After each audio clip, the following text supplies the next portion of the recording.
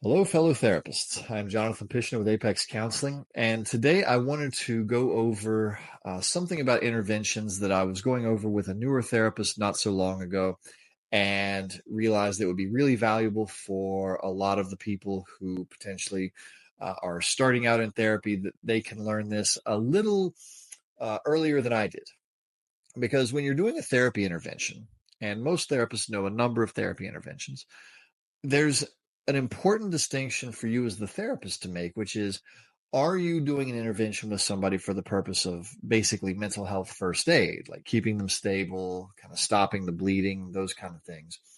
Or are you doing an intervention in service of it's going to produce a long-term benefit? It's actually going to be a curative. Uh, and a lot of therapists are not taught to think through that. So I wanted to discuss it for a minute today so that newer therapists can learn and start applying this to their own practices. So the distinction is, if it's just meant to help somebody kind of keep some stability and keep their head above water, it's much more of a first aid type intervention. And these are important. The thing that sometimes gets missed is how to use these in a curative way. How are they going to produce long-term change, or selecting interventions that are likely to produce long-term change? So let's take an intervention that was very popular in therapy back in the late 2000s, early 2010s. Journaling. Journaling was a super popular therapy intervention.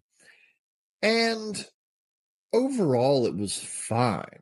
However, most of the time, it was presented to clients in a way that's really more of a first aid intervention, basically finding a way to get words out onto paper. And that has a lot of value. But a lot of times, clients didn't really have any idea how to use this for any more long-term benefit. And so they would do their daily dose of journaling. And that would be fine and it would be helpful.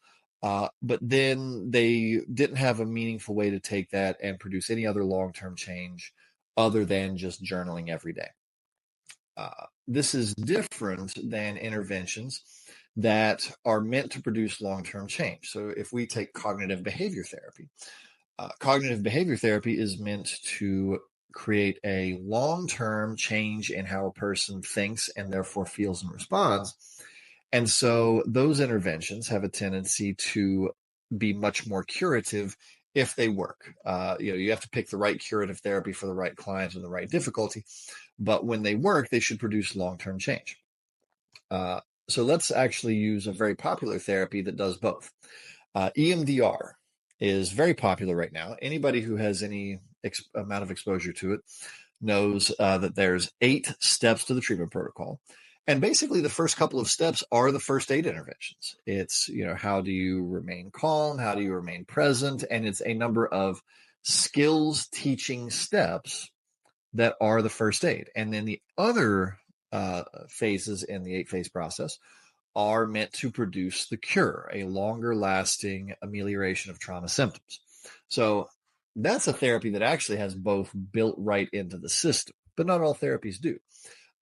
Cognitive behavior therapy has a lot of things that should produce long-term change, but it doesn't include, by its own nature, a lot of short-term first aid interventions. A lot of times therapists have to learn those separately so they can give to their clients and then start working the cognitive skills that are meant to produce the long-term change. So the reason I wanted to talk about this today is because a lot of therapists are taught good mental health first aid skills and not taught curative interventions, or vice versa. They'll learn a lot of curative interventions, but really not have a meaningful way to help somebody keep themselves together while they're working on the long-term solution. Both are really, really important. So the thing I'm proposing to newer therapists today is, the person in front of you, as you're working with a client, figure out, does the person in front of you need stabilization? Do they need first aid? Or are they in a place where we can start working an intervention that is meant to produce a long-term result? And select your intervention based off of that, because if you are so used to doing just first aid interventions, you can accidentally default to just doing an extra first aid intervention when really you don't need that. The client's stable enough. It's time to move on to curative interventions. And some counselors, especially if they're in their beginning, depending on how they were taught, will actually not know curative interventions. So if you're watching this and realizing, oh, I don't know interventions that will actually produce long-term change. I only know the first aid interventions. Great. That's your cue to go get additional training. Or vice versa. There are some people, I was trained in a way where we really focused hard on curative types of theories, but we maybe didn't get a ton of exposure to mental health first aid and how to really help keep somebody together and keep them stable while also doing the long-term benefit interventions. So if you're a newer therapist, know the difference and figure out, do you have a hole in your game? Because you absolutely have to have both. And certain interventions can be both. I'll do one example of an intervention that can live in both worlds. Deep breathing exercises kind of obviously fit into mental health first aid, but they can also be the first steps of curative interventions because certainly exposure and response therapies, emotion-focused therapy, those kind of things are focused on the downregulation of an overstimulated nervous system.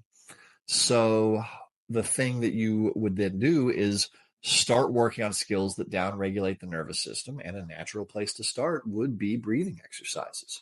So that actually can live in both worlds, and there's many interventions that can live in both worlds.